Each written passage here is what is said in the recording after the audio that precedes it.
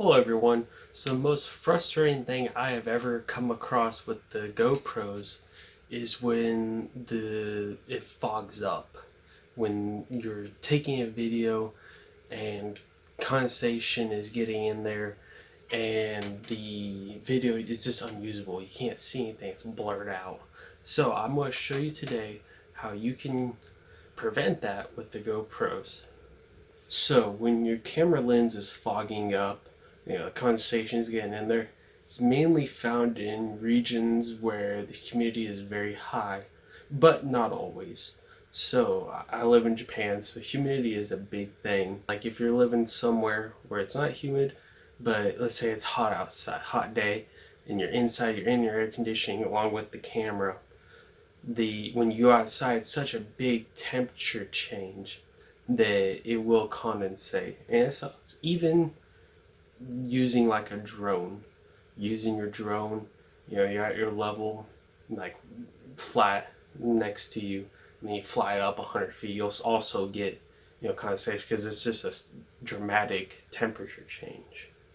The first way will be we're going to take off the lens cap on the Hero 7, and then the other way is we're going to put it inside of a waterproof housing. And if you're going to extremes and the water housing doesn't work, we have another solution for that as well. When you're looking at the Hero 7, the 6, or the 5, and maybe other ones, there's a little gap between the lens cap right here and the actual unit itself. So what you're going to do is you want to take off the cap. And the reason why is because let's see, can I get this off? What it's allowing is it's allowing air to go through and fog up. So when you take off the lens cap, oh man, this is a struggle.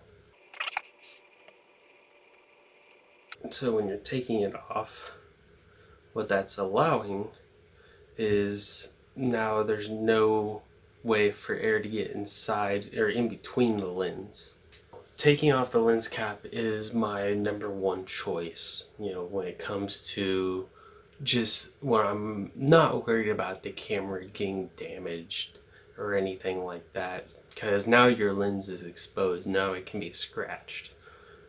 Is it worth it? That's up to you, depending on what you're doing. If you're going mountain biking, I wouldn't suggest this because you crash or branch hits it, now you got scratch on your lens, and that is not going to be easy or cheap to replace. Option number 2, if for some reason you're still getting some sort of condensation on it, or it's just not working. So step 2, get a waterproof housing. What this is it's airtight, and it's going to help you a lot. So let's open it up.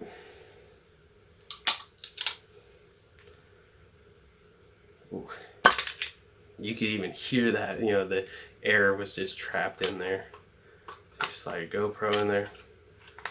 What that's going to do is now, no air is going to be able to get in it. I suggest the GoPro because, the plastic is so clear on it, it won't degrade your video at all. And when you do it this way, now your lens is protected again. If you're mountain biking, it's just going to scratch the housing and not the actual camera. So this is a great way, especially for drones.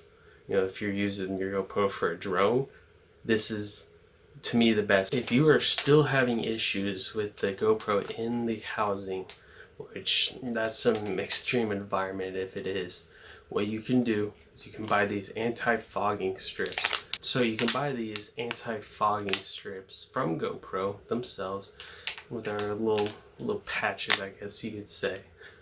And what you do is you'll take them and you'll put them at the bottom of the housing down here, and that'll help absorb any moisture that is still getting in there.